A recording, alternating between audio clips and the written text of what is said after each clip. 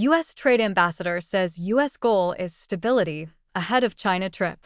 The United States is hoping for little change in trade with China in the short term, U.S. Trade Representative Jamieson Greer signaled on March 13th. Ahead of his Paris trip for the first cabinet-level sit-down since the Supreme Court struck down one method of implementing the president's tariffs.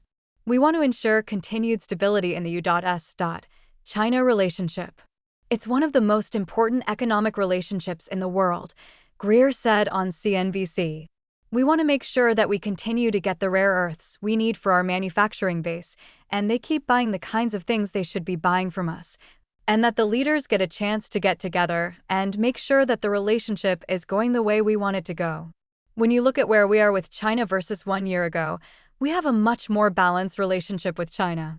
After months of escalating trade actions between the United States and China last year, the two nations reached a much-hoped-for trade détente during a bilateral meeting in October 2025 between President Donald Trump and Chinese Communist Party leader Xi Jinping. In addition to committing to resuming U.S. purchases, Beijing had agreed to roll back aggressive trade measures against not just the United States, but the global market at large, such as sweeping restrictions on the sale of critical minerals. Greer added that the United States wants China to continue purchases of non-sensitive goods. For example, the United States has export controls on advanced technologies related to artificial intelligence to China, but sells high volumes of agricultural products like soybeans. Our trade deficit with China in goods has gone down 30% over the past year, he said. That's a big change. Our imports from China in January were the lowest they've been since 2004.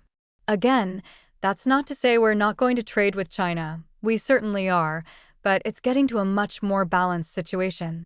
Greer also said that the war in Iran doesn't affect U.S.-China relations directly, but has had an impact on the energy market. Sidestepping the fact that Chinese refineries are the primary buyer of sanctioned Iranian crude exports, he said the United States would be keeping an eye on whether the supply of feedstocks in China will limit its ability to manufacture at scale.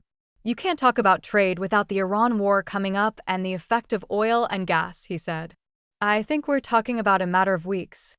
Our expectation is that any effects we see will be short-lived.